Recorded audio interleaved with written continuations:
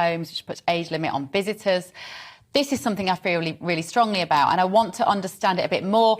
And I'm joined now by social media campaigner June Slater. June, good morning. Lovely to see you. I know you feel as strongly as I do about this. It's not getting the attention it deserves, is it, post-pandemic? What a state our care homes are in.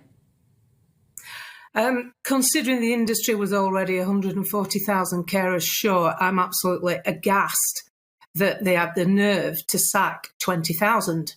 I'm looking at testimonials here from management of various care homes where they've sent letters of commendation to carers, where relatives, friends and other staff and the residents themselves have thanked them profusely for their continued care.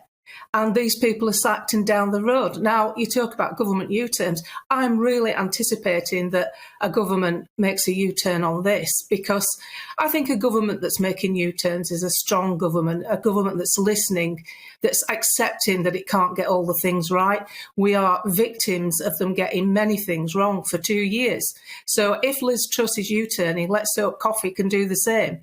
Because at the end of the day, this is one issue that needs a massive U-turn on. Reinstate the carers, give them a bung. We can send money for weapons. We can send it to carers, I'm sure. Apologise. Get them back in the industry. We've lost good people with years of experience. Add to that, I don't think people realise just how much this impacts on the rest of our healthcare. Currently, 13,000 beds in the NHS are occupied by people who are fit enough to be released. Most of these people will be released into care homes, but as you've said, because they're still continuing with restrictions, they can't go back. And some staff shortages don't help that matter. But the thing about the restrictions, some care homes are using this because it's easier to run the care home without visitors coming in and out. Now, the trouble is a lot of these daily visitors, and again, I've got testimonials here from people in message box, they actually fed some of the dementia patients. They made sure they ate the breakfast. What's happening now, carers are telling me they've only got the time to change their incontinence pads in the morning, then they leave them sat there. They're not dressing them because that takes time. They're leaving people in bed.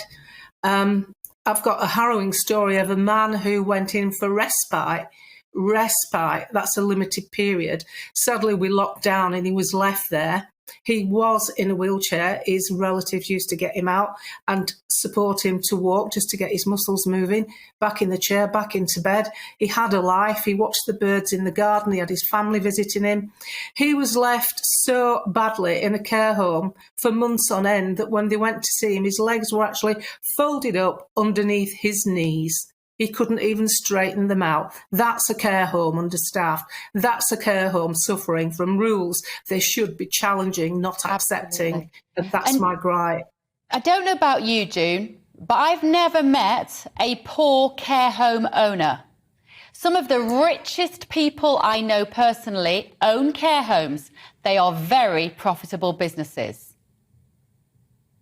The thing is, when you think the cost that they accept for meals per day is between £4 to £6, £6 being the high end, they're the Rolls Royce of care home facilities.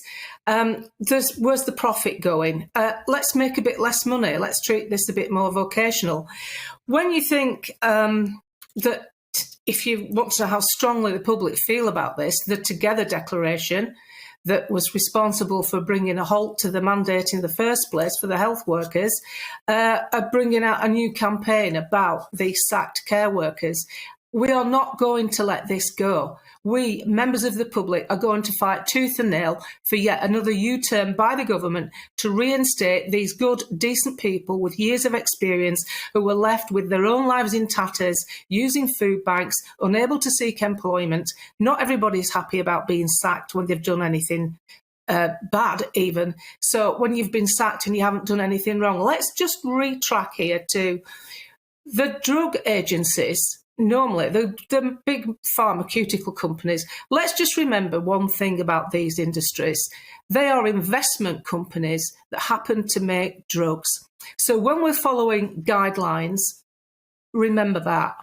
When you get a drug company that is basically selling a product that doesn't do the job it's supposed to do, there should be questions asked. When you get every other single drug on the market that comes with health warnings that have been monitored for 5 to 10 years, and the general public are being not stronger than persuaded, insisted upon to take a medicine when they've said, hang on a minute, normally this takes longer, I'd like to wait.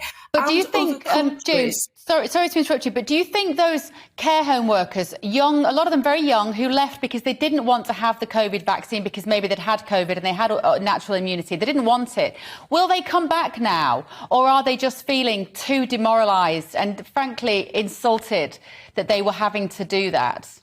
Will they come back if they're asked to come back? I think there's mixed reactions there, because at the end of the day, what you've got to weigh up here as far as health is concerned, in European countries, I had a second home in Austria.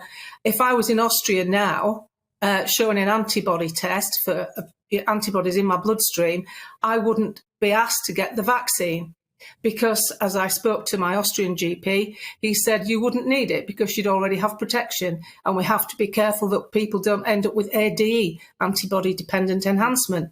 Now, if as a country, a very well-run country, may I add, if they can acknowledge these health benefits of having recovered from a virus, why isn't our government? Why is our government so blasé and careless as to insist that every single person ought to have it, despite the fact that natural immunity after recovery is apparent?